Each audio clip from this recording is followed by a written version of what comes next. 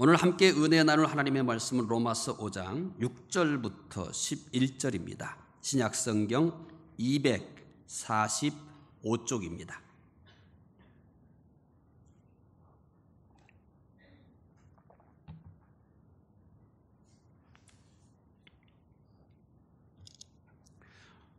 로마서 5장 6절부터 11절 신약성경 245쪽입니다. 말씀 함께 읽겠습니다. 우리가 아직 연약할 때 기약대로 그리스도께서 경건하지 않은 자를 위하여 죽으셨도다. 의를 위하여 죽는 자가 쉽지 않고 선인을 위하여 용감히 죽는 자가 혹 있거니와 우리가 아직 죄인 되었을 때 그리스도께서 우리를 위하여 죽으심으로 하나님께서 우리에 대한 자기의 사랑을 확증하셨느니라. 그러면 이제 우리가 그의 피로 말미암아 의롭다 하심을 받았으니 더욱 그로 말미암아 진노하심에서 구원을 받을 것이니 곧 우리가 원수 되었을 때 그의 아들의 죽으심으로 말미암아 하나님과 화목하게 되었은즉 화목하게 된 자로서는 더욱 그의 살아나심으로 말미암아 구원을 받을 것이니라. 그뿐 아니라 이제 우리로 화목하게 하신 우리 주 예수 그리스도로 말미암아 하나님 안에서 또한 즐거워하느니라. 아멘.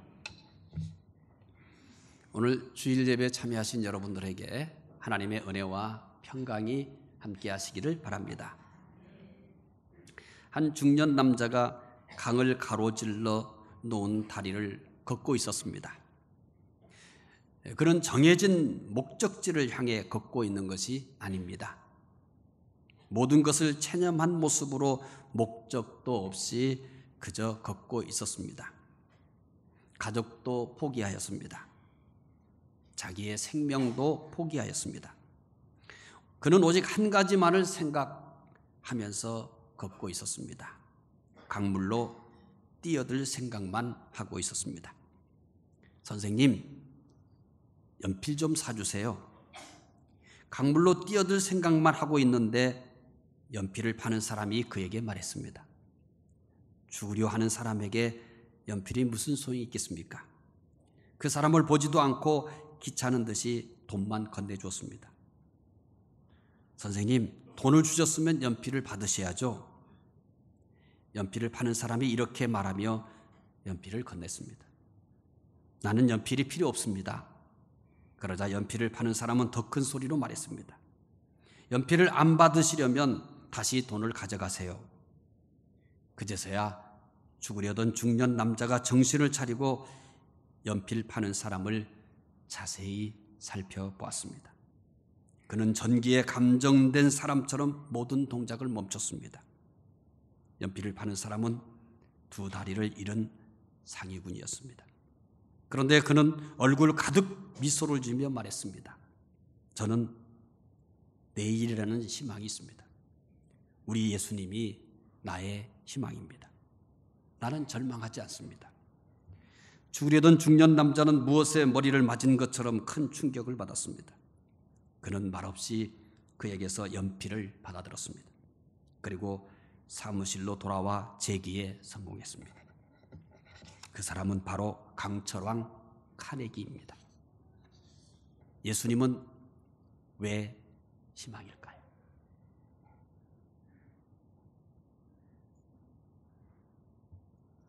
혹시 아무 희망도 없이 힘들게 하루하루를 살고 계시는 분이 있습니까?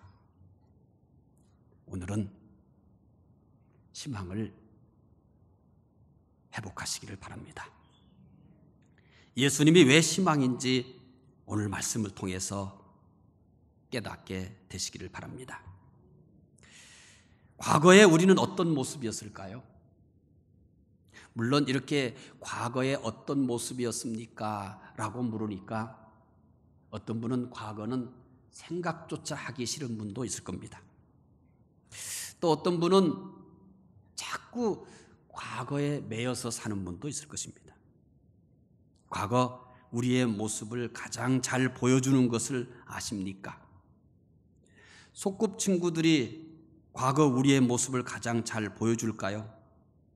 그들이 우리의 모습을 보여줄 수는 있습니다. 그러나 부분적인 모습밖에는 보여줄 수 없습니다. 함께 자란 형제나 자매가 과거 우리의 모습을 가장 잘 보여줄까요? 그들은 다른 사람들보다 과거의 모습을 더 잘 보여줄 수 있습니다. 그러나 역시 부분적으로 보여줄 수밖에 없습니다. 우리를 낳으시고 그리신 부모님이 과거 우리의 모습을 가장 잘 보여줄까요? 부모님은 우리의 과거 모습을 누구보다 잘 보여줄 수 있습니다. 그러나 그분들도 우리의 부분적인 모습만 보여줍니다. 가끔 부모님들이 하는 말은 이것을 증명합니다. 내가 낳았지만 저 아이의 속은 도저히 모르겠어. 여기 앉아 계신 부모님도 이런 말씀을 해보신 적이 있을 수도 있습니다. 내가 낳았지만 저 아이의 속은 도저히 모르겠어. 결국 과거 우리의 모습을 아무도 정확하게 보여줄 수 없다는 얘기입니다. 그러나 포기하지 마십시오. 과거 우리의 모습을 가장 정확하게 보여주는 것이 있습니다. 오늘 본문 말씀입니다. 오늘 말씀을 통해서 과거 우리의 모습을 정확하게 보게 될 것입니다. 첫째로, 과거에 우리는 어떤 모습이었을까요? 오늘 본문이 보여주는 첫 번째 과거 우리의 모습은 어떨까요? 로마서 5장 6절 함께 읽어보겠습니다. 우리가 아직 연약할 때 기약대로 그리스도께서 경건하지 않은 자를 위하여 죽으셨도다. 우리가 아직 연약할 때, 과거에 우리는 연약했습니다. 현대인의 성경은 여기 연약이라는 이 단어를 무력한 상태라고 번역을 했습니다. 어쩌면 연약하다라는 것보다 무력한 상태라고 하는 이 강력한 표현이 우리의 과거의 연약한 모습을 더 잘 설명하고 있는지도 모릅니다. 제가 여기저기서 유혹해 오는데 이길 능력이 없습니다. 때로는 미풍처럼 옵니다.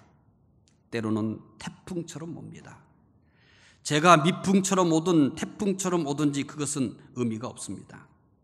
왜냐하면 미풍처럼 와도 졌습니다. 태풍처럼 와도 졌습니다. 쟤는 외부에서만 유혹하는 것이 아닙니다. 쟤는 우리 안에서도 조차 끊임없이 우리를 유혹합니다. 제가 내 안에서 샘처럼 솟을 때가 있습니다. 때로는 화산이 폭발하듯이 솟기도 합니다. 제가 내 안에서 샘처럼 솟을 때, 또 화산이 폭발하듯 솟아날 때 별 의미 없습니다. 샘처럼 솟아나도 넘어갑니다. 화산이 폭발하듯 솟아도 넘어갑니다. 그래서 우리는 이렇게 절규해 봅니다. 이것은 아니야. 정말 이것은 아니야. 이렇게 시시때때로 우리 자신의 모습에 대해서, 우리 자신의 연약한 모습에 대해서 절규해 보지만 모두 소용이 없습니다. 죄에 대해서는 항상 무력합니다. 제대로 대항 한번 못 해보고 굴복당합니다. 과거 우리는 이렇게 연약했습니다. 둘째로, 과거에 우리는 어떤 모습이었을까요? 오늘 본문은 우리의 과거의 두 번째 모습을 소개합니다. 로마서 5장 8절입니다. 함께 읽겠습니다.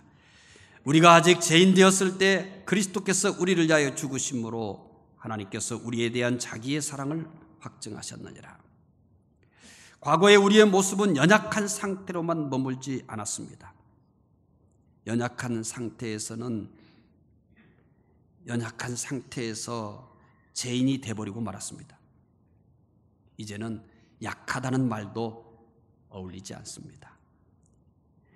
연약했다는 말은 그래도 약간의 동정이라도 할 수 있습니다. 연약했다는 것은 비록 무력하지만 대항해 보려고 몸부림쳐 볼 여력이 있다고 할 수 있습니다. 이제는 몸부림칠 여력도 없습니다. 죄가 주인이 되어버렸습니다. 우리는 죄의 종이 되어버렸습니다. 그리고 어느 순간부터 이제는 죄를 즐기기 시작합니다. 그리고 드디어 죄가 행복이라고까지 말하기에 이르렀습니다. 과거 우리는 죄인이었습니다. 셋째로 과거의 우리는 어떤 모습이었습니까? 오늘 본문이 세 번째로 소구하는 과거 우리의 모습에 대해서 어떻게 말합니까? 로마서 5장 10절 또 읽어보겠습니다. 곧 우리가 원수 되었을 때 그의 아들의 죽으심으로 말미암아 하나님과 화목하게 되었은즉 화목하게 된 자로서는 더욱 그의 살아나심으로 말미암아 구원을 받을 것이니라. 과거 우리의 모습은 연약했습니다. 그리고 죄인입니다. 이것이 다가 아닙니다. 과거 우리의 모습 중 절정을 보여주는 것이 있습니다. 이것은 과거 우리의 모습 중 가장 비극적이기 때문입니다. 과거 우리의 모습 중 무엇이 가장 비극적이라고 생각하십니까? 전쟁의 고통을 겪은 분은 전쟁이 가장 비극적인 모습이라고 할 것입니다. 가난의 고통을 겪은 분은 가난이 가장 비극적인 모습이라고 할 것입니다. 질병의 고통을 겪은 분은 질병이 가장 비극적인 모습이라고 할 것입니다. 죽음이 주는 슬픔과 고통을 겪은 분은 죽음이 가장 비극적인 모습이라고 할 것입니다. 전쟁, 가난, 질병, 죽음 모두 비극적입니다. 그러나 이런 것과 비교할 수 없는 비극적인 모습이 있습니다. 과거 우리가 하나님과 원수가 된 모습입니다. 과거 우리는 하나님과 원수였습니다. 과거 우리의 모습 중 이보다 더 비극적인 모습은 없습니다. 하나님과 원수가 된 모습은 전쟁보다 비극입니다. 가난보다 비극입니다. 질병보다 비극입니다. 심지어 죽음보다 비극입니다. 과거 우리의 모습의 절정은 하나님과 원수가 된 것입니다. 하나님과 원수가 된 모습은 가장 비극적인 모습입니다. 그렇다면 현재 우리는 어떤 모습일까요? 과거 우리의 모습은 연약하였습니다. 죄인이었습니다. 하나님과 원수였습니다. 현재도 우리는 과거와 똑같은 모습을 하고 있을까요? 현재 우리는 어떤 모습일까요? 첫째로 현재 우리는 어떤 모습인가를 성경은 이렇게 설명하고 있습니다. 로마서 5장 9절입니다. 그러면 이제 우리가 그의 피로 말미암아 의롭다 하심을 받았으니 더욱 그로 말미암아 진노하심에서 구원을 받을 것이니. 그러면 이제 우리가 그의 피로 말미암아 의롭다 하심을 받았으니, 이제 우리는 의롭다 하심을 받았다고 합니다. 현재는 의롭다는 것입니다. 현재 우리의 모습은 의롭습니다. 과거 우리는 죄에 대해서 연약한 자였고 죄인이었었고 죄의 종이었습니다. 죄를 즐겼습니다. 죄를 행복이라고 생각했습니다. 과거 이런 우리가 의롭게 변했습니다. 현재 우리의 의로운 모습은 일시적인 것이 아닙니다. 불완전한 것도 아닙니다. 영원한 것이며 완전한 것입니다. 율법이 정죄할 수 없습니다. 사탄이 조롱할 수도 없습니다. 천사도 부러워할 의로움입니다. 아무 두려움 없이 하나님께 나아갈 의로움입니다. 우리가 지금 이렇게 예배 드리는 것도 의롭지 않으면 불가능합니다. 죄인은 절대 하나님 앞에 나올 수 없습니다. 하나님을 아버지라고 부르는 것 역시 우리가 의롭게 되었기 때문에 가능한 일입니다. 현재 우리의 의로운 모습은 신기해서 스스로도 인정하기 어려울 수도 있습니다. 나를 잘 살펴보면 사실은 실제적으로는 의로운 모습이 없기 때문입니다. 하나님이 우리를 의롭다고 하신 거죠. 이것을 선언적 의미라고 하고 또 법정적 의미라고 합니다. 나의 실제 모습과 상관없이 하나님께서 우리를 의롭다고 해주신 겁니다. 이해가 안 되잖아요. 실제 나는 여러 가지 부정한 것들로 가득한데 하나님이 너의 현재의 모습과 상관없이 너는 의로워. 하나님이 그렇게 선언해 주셨습니다. 우리가 스스로 인정하기 어려울지라도 사실입니다. 아무리 내가 의롭다는 것을 의심해도 사실입니다. 둘째로 현재 우리의 모습은 또 어떤 모습일까요? 로마서 5장 10절에서 현재 우리의 모습을 또 소개합니다. 함께 읽어보겠습니다. 곧 우리가 원수 되었을 때 그의 아들의 죽으심으로 말미암아 하나님과 화목하게 되었은즉 화목하게 된 자로서는 더욱 그의 살아나심으로 말미암아 구원을 받을 것이니라. 아멘. 현재 우리의 모습을 하나님과 화목하다고 합니다. 과거 우리의 모습을 기억하시죠? 과거 우리는 하나님과 원수였다고 했습니다. 어떤 관계가 세상에서 가장 불편할까요? 어떤 관계가 세상에서 가장 비극일까요? 두말할 것도 없이 원수입니다. 사람들과 원수 관계에 있어도 불편하잖아요. 근데 그 사람과 자주 만나야만 해요. 피할 수가 없어요. 이럴 때 어떻습니까? 참 고통입니다. 너무 불편합니다. 사람과 원수 관계여도 너무 불편해요. 너무 고통스러워요. 그런데 누구와 원수였다고 합니까? 하나님과 원수였다고 합니다. 사람과 원수여도 견딜 수가 없는 일인데 하나님과 원수였다. 이걸 어떻게 우리가 견딜 수가 있겠습니까? 과거 우리는 하나님과 가장 비극적인 원수 관계였습니다. 세상에는 하나님과 원수 관계를 풀 수 있는 방법이 없습니다. 우리 스스로는 어떤 노력을 해도 할 수가 없습니다. 왜냐하면 연약한 자였고 죄밖에 모르는 죄인이었기 때문입니다. 그런데 현재 우리는 하나님과 화목해졌습니다. 이 화목은 더 이상 문제가 생기지 않습니다. 다른 것이 이 화목을 해치지 못합니다.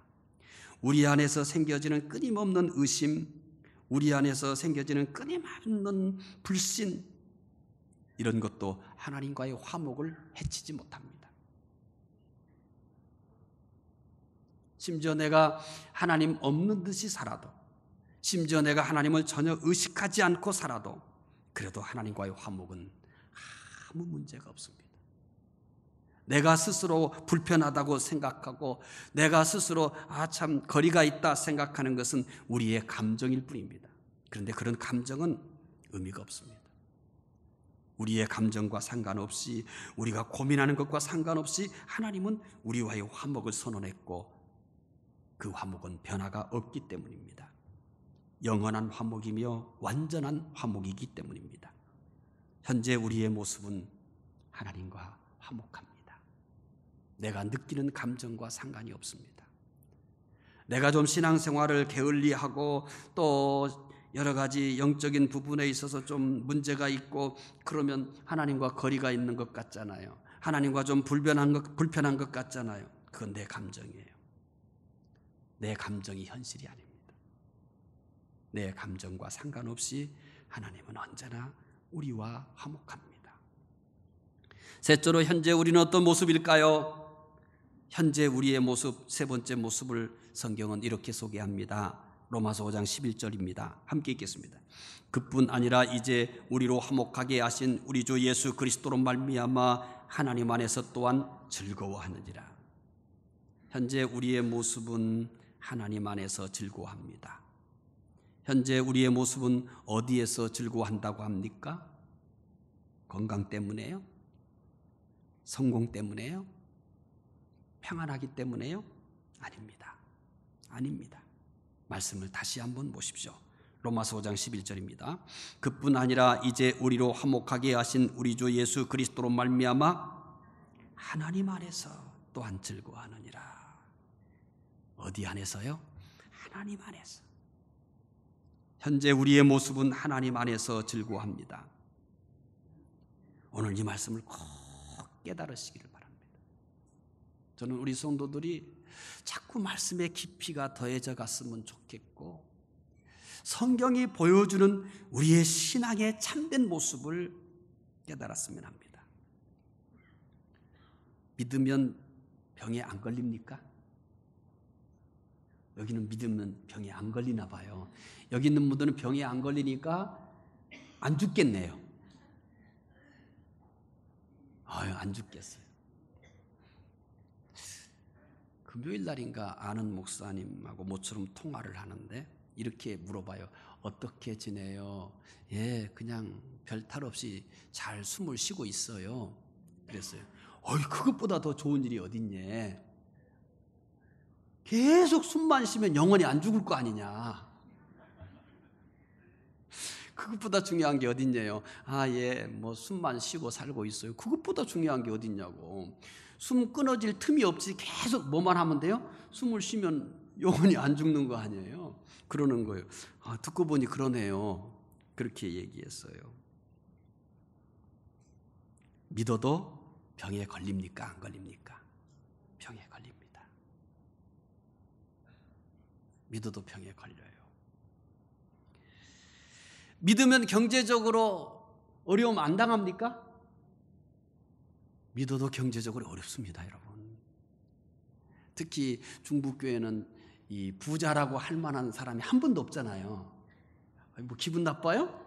그럼 그냥 혼자 부자라고 생각하시고 사세요. 이제 처음 오신 분들은 모르겠지만은 우리 교회는요, 이렇게 대단한 부자가 없어요. 그래가지고 부자가 없어가지고 어떤 분이 부자가 혹시 건물은 그럴듯하잖아요. 아니, 건물은 그럴듯해요. 그건 인정을 하세요. 건물은 그럴듯하니까 등록을 했단 말이에요. 좀 자기하고 어울릴 수 있는 사람이 있나 했더니 한 사람도 없는 거야. 그래가지고 수준이 안 맞는다고 어떻게 해서 등록을 해가지고 잘 나오시다가 어느 날부터 안 나와요. 그래서 왜 안 나왔나 해서 알고 보니까 중부교회는 자기하고 이렇게 수준이 맞는 사람이 없다고. 그분이 학력이 높은 것 같지는 않아요. 근데 신방을 해보니까 우리 성도들보다는 확실히 레벨이 다르게 잘 살아요. 우리 새가족 섬김이 하잖아요. 우리는 새가족 섬김이 하면서 그분에게 뭐 수제비인가 뭔가를 사드렸대요. 그래서 비싼 거 사주면 안 된다고 그랬거든요. 그걸 원칙을 따라서 수제비를 사줬어요. 근데 이분은 또 신방 갔더니 뭘 사줬을까요? 일식집에 가가지고 대접을 했어요. 딱 느꼈을 거 아니에요. 아, 요것들 봐라. 얘네들 수제비를 사는구나. 자기는 뭘 사요? 일식집에 가서, 일식집 비싸잖아요. 그걸로 또 이렇게 대접을 했어요. 그리고 조금 이게 뭔가 안 맞는다. 저도 느꼈어요. 이분이 이렇게 대접하면 우리가 대접한 것과 안 맞잖아요. 새가족 대접을 하는데 새가족이 대접을 받아도 내가 대접할 필요가 없다는 것을 대접하라고 가르쳤거든요. 뭔가 이 부분은 안 맞는다라고 속으로 느꼈어요. 이거 뭔가 틀렸다. 아니나 다를까 얼마 이제 한참 나오다가 안 나와요. 중부교회는 자기하고 수준이 안 맞는다고. 그래서 못 붙잡았어요. 왜냐하면 수준이 맞는 분이 우리 교회는 정말 없었거든요. 나라도 좀 수준이 맞으면은 이 목사는 수준에 맞는데요 이렇게 할 텐데 나는 더 수준에 안 맞아. 그러니까 결국은 그러시냐고 하고 말았어요. 여러분, 재벌이 와도 좀 수준이 맞다고 할 수 있는, 내가 아니에요. 우리도 이런 분 있어요. 수준 맞는 분 있어요. 몰라서 그래요. 좀만 기다려봐요. 내가 그분 연결해 줄게요. 이렇게 할 수 있는 분이 좀 한두 분은 있어야 되지 않을까요? 그런데 내가 봤을 때는 있기는 틀렸어. 죄송합니다. 여러분 무시해서가 아니라 우리는 그것에 관심을 갖는 분이 없거든요. 그냥 주님에게만 관심을 가져요. 돈에는 관심을 안 갖고 뭐에만 관심을 가져요? 주님에만. 그래서 그런 것 같아요. 참 정말 그랬으면 좋겠는데 또 그것도 답이 아닌 것만 같은 느낌이 들어요. 주님에게만 관심이 있어서 재벌되지 되는 것이 아니라 왠지 능력이 없어서 그런 것만 같은 그 찝찝한 생각이 들어가는데 이게 좀 기우였으면 좋겠어요. 믿어도 경제적으로 뭐 할 수 있어요? 어려울 수 있어요. 믿으면 실패 안 할까요? 실패 안 하나 봐요? 실패해요. 믿어도 실패합니다. 여러분, 믿어도요, 이런 일도 있을 수 있어요. 자식이 부모보다 먼저 세상을 떠나는 불행을 당할 수도 있습니다. 믿어도 젊었을 때 사랑하는 배우자가 먼저 세상을 떠난 이런 비극을 당할 수도 있습니다. 믿는다고 세상의 모든 고통과 슬픔과 불행과 비극을 만나지 않는 것이 아닙니다. 믿어도 다 만날 수 있습니다. 때로는요, 믿지 않는 사람보다 더 많은 고통을 겪을 수도 있습니다. 하박국 선지자의 고백에 귀를 기울여 보십시오. 하박국 3장 17절부터 18절입니다. 읽어보겠습니다. 비록 무화과 나무가 무성하지 못하며 포도나무에 열매가 없으며 감람나무에 소출이 없으며 밭에 먹을 것이 없으며 우리의 양이 없으며 외양간에 소가 없을지라도 나는 여호와로 말미암아 즐거워하며 나의 구원의 하나님으로 말미암아 기뻐하리로다. 왜 아멘해요? 무화과 나무가 무성하지 않는데, 포도나무에 열매가 없는데 왜 아멘하는 거예요? 뭐 때문에 아멘했어요? 감람나무에 소출이 없어요. 밭에 먹을 것이 없어요. 우리의 뭐 없어요? 양이 없어요. 외양간에 소가 없어요. 한마디로 아무것도 없습니다. 그냥 아무것도 없는 것이 아닙니다. 우리가 항상 기뻐할 이유라고 생각했던 것들이 없습니다. 하나도 없습니다. 무화과 나무가 무성한 것을 보고 우리 기뻐하지 않았어요? 감람나무에 소출이 많을 때 우리 기뻐하지 않습니까? 밭에 먹을 것이 많을 때 기뻐하지 않아요? 우리의 양이 많아야만 기뻐하지 않습니까? 외양간에 소가 많아야만 기뻐하지 않습니까? 그런데 기뻐할 것이 없어요. 기뻐할 것이 없다고 하나님도 안 계실까요? 세상에 기뻐할 것이 없다고 해서 하나님이 안 계실까요? 기뻐할 것이 없어도 하나님은 계십니다. 기뻐할 것이 있든지 없든지 그것과 아무 상관없습니다. 하나님은 변함없이 계십니다. 하박국 선자는 이걸 깨달은 거예요. 그래서 하나님으로 말미암아 기뻐한다. 뭐 때문에 기뻐한다고요? 하나님으로. 현재 우리는 어디서 즐거워하는 사람이라고 그랬어요? 하나님 안에서. 성경이 보여주는 것을 보시기 바랍니다. 성경이 우리에게 말하려 하는 것이 뭐냔 말이에요. 현재 우리의 모습에 대해서 뭐라고 얘기하냐면 하나님 안에서 즐거워한다. 하나님 안에서. 물론 하나님이 때로는요, 물질을 통해서 우리에게 기쁨을 주시기도 해요. 때로는 우리의 건강을 통해서 기쁨을 주시기도 해요. 때로는 성공을 통해서 기쁨을 주시기도 해요. 그러나 그것은 일시적인 거예요. 때로는 우리를 위로하기 위해서 그렇게 기쁨을 주시기도 해요. 때로는 우리의 믿음을, 연약한 아이 같은 우리의 믿음을 격려하기 위해서 그렇게 우리에게 기쁨을 주시기도 해요. 그렇지만 믿는 사람들이 정말 기뻐해야 할 것은 하나님이 우리에게 위로와 격려 차원에서 주시는 어떤 것들이 믿는 사람들에게 있어서 본질적 기쁨이 아니에요. 믿는 사람들이 깨닫고 누려야 될 본질적 기쁨은 하나님 자체예요. 하나님 때문에 즐거워하고 하나님 안에서 즐거워해야 하는 겁니다. 그래서 하박국 선지자가 아무것도 없지만 하나님으로 말미암아 기뻐한다라고 말합니다. 하박국 선지자만 이런 것은 아닙니다. 이제 신약에 넘어와서도 목사님 그거는 구약의 얘기잖아요. 신약은 좀 다르지 않아요? 아니요.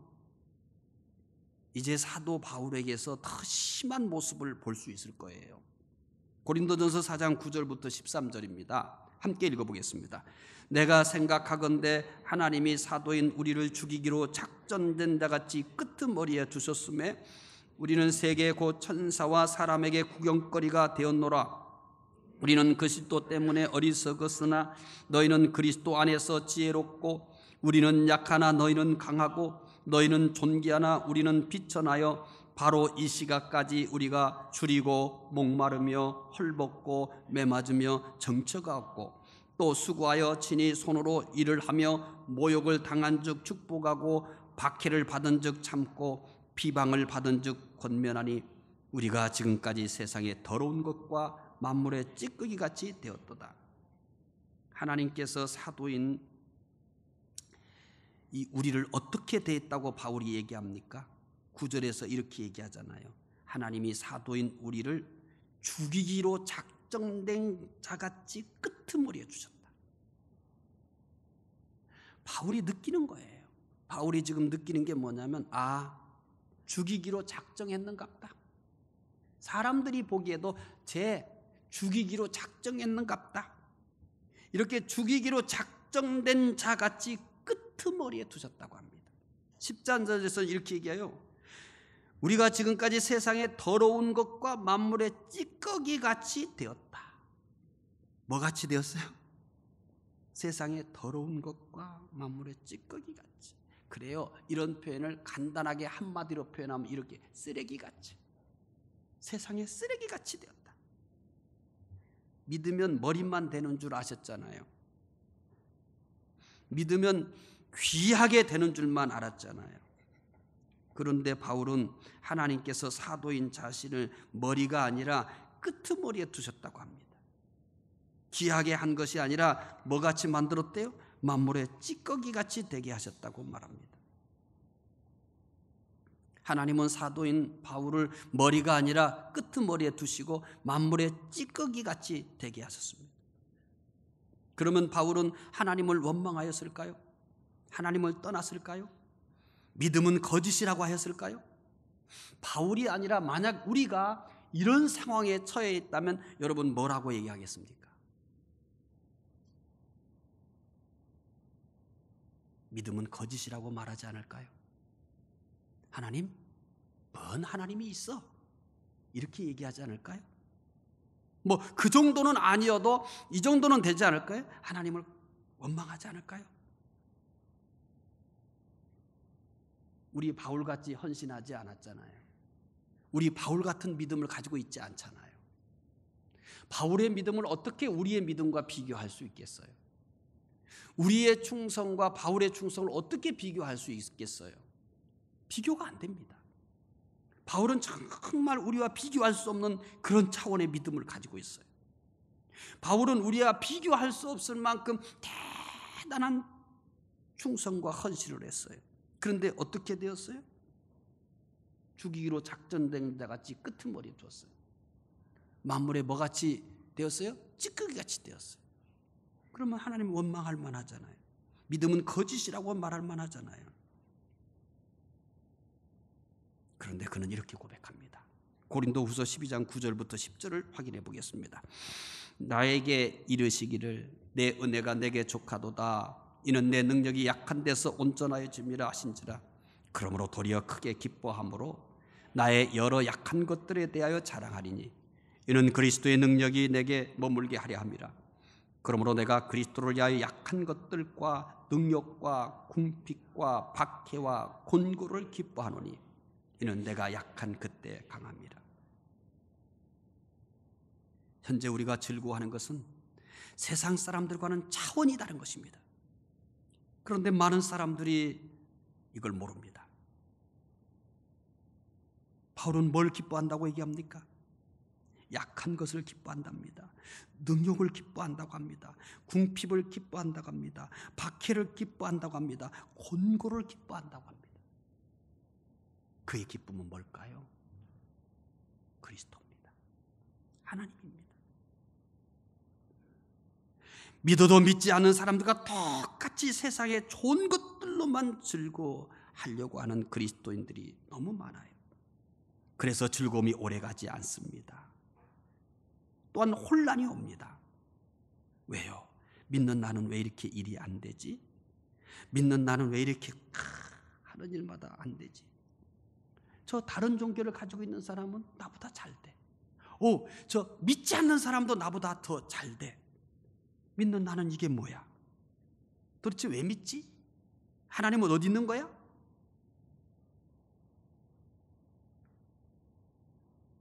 결국 다 따져보면 믿지 않는 사람과 별로 다른 것이 없습니다. 믿는 자는 차원이 다른 것으로 즐거워합니다. 그게 뭔가요? 하나님 안에서 즐거워합니다. 즉 하나님을 즐거워합니다. 이 즐거움이 믿는 사람들만이 느낄 수 있는 누리는 즐거움입니다. 하나님 안에서 즐거움은 하박국처럼 아무것도 없어도 즐거워할 수 있습니다.